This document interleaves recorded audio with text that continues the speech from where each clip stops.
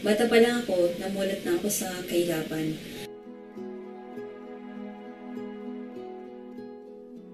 Nalala ko 5 years old na ako noon. Sinasama na ako ng nanay ko sa palengke para magbenta ng mga prutas. Actually, ginawa ko yun hanggang tumutung ako ng college. Sobrang thankful naman ako dahil nga kahit pa paano, natapos ko naman po pag-aaral ko dahil po doon.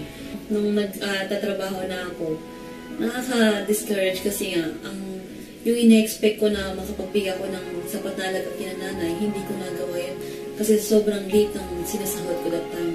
Nag-decide ako na umuwi sa amin at mag-apply na lang ako na papuntang abroad, sabi ko. Kaya nag-apply ako papuntang Hong Kong.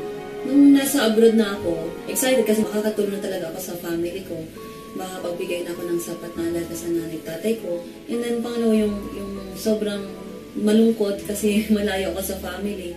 Nung nasa Hong Kong na ako, hindi ko na-expect na makahanap ako ng masungit na amo. Okay lang sa akin ang trabaho kahit mahirap siya. Pero yung paano ko tratuhin ng amo ko, hindi ko talaga kaya yun.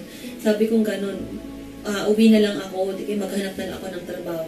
Because that time din talagang I was praying to God na, Lord, sabi kong ganun, ganito ba talaga yung buhay na binigay mo para sa akin? Kailangan kong maghirap ng ganito. And hanggang isang araw may nag-offer sa akin na mag-aral ako ng caregiver. And then after a few months, natapos ko po yung course ng caregiver. Nung nag-apply ako papuntang Canada, yun naman yung time na nag-start na imbitahin ako ng kuya ko na mag-join ng E-Global. Noong una, hindi talaga ako sa negosyo. Sabi ko talaga hindi ko linya yan. Sabi ko mag-abroad na lang ako. Nung time din na yun, kailangan ng nanay ko yung products. And pati yung lola ko kailangan niya. So wala akong choice that time, kundi talagang bumili na lang ako ng package. And yung pinambili ko pa ng package, inutang ko pa. So, nag-join ako sa E-Global. And after a year, nakalimutan ko ng pag-abroad ko. Nakalimutan ko na ang Canada. Kasi sabi kong ganun, kung pwede ko naman kitain dito sa Pilipinas, ang pwede kong kitain sa Canada, bakit pa ako mag-abroad? Talagang pinag-aralan ko yung negosyo. On my second year, dun ko po na-earn yung first million ko. And then on my second year also, nabili ko po yung first car ko. Dati, naglalakad lang ako. Ngayon, nagdadrive na ako ng sarili kong kotse. Di ba? So, tinuloy-tuloy ko lang po and then that time, sabi kong gano'n, gusto ko na rin mag-asawa. Nung nag-start kasi ako sa E-Global, natutunan ko talagang mag-set ng goals. Kaya sabi kong gano'n, bago ako mag-asawa, kailangan nasa Millionaires Club na ako, na-earn ko na yung first million ko, nabili ko na yung kotse ko, at nabili ko na rin yung pangarap ko na bridal car. Nakakatawa kasi, natupad ko po lahat yun.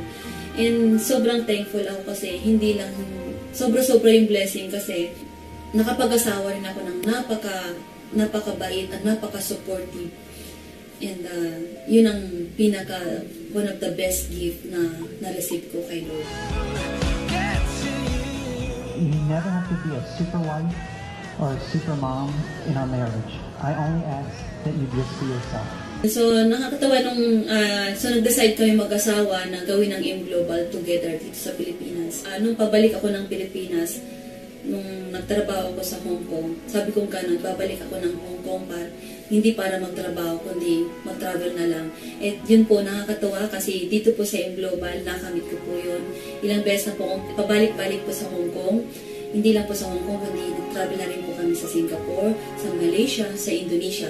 At hindi lang po yun, kundi naikot ko na rin po ang buong Pilipinas. Sobrang thankful ako kasi isa sa pinakapangarap ko rin po na mabiling sasakyan po. Few months ago, I bought my Montero Sports 2013. When I started believing, sunod-sunod ko nang nakamit mga pangarap ko sa buhay. Ang desire ni Lord sa atin is to live in prosperity. That's why I'm living in prosperity. Pero syempre, bago mo matamasa yung mga kailangan matamasa sa buhay, kailangan pinagtatrabawan lahat yan. When you want God to move in your life, you need to move in faith. When you move in faith, everything is possible. Lahat ng gusto mo na mangyari sa buhay mo makakamit mo. Guaranteed yan, 100%.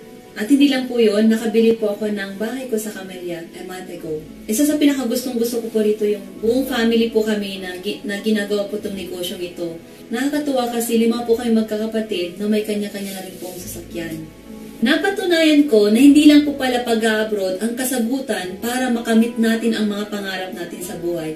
kundi meron din po palang mga oportunidad sa Pilipinas na kagaya ng In Global na pwede nating makamit ang mga pangarap natin sa buhay kasama ang pamilya natin.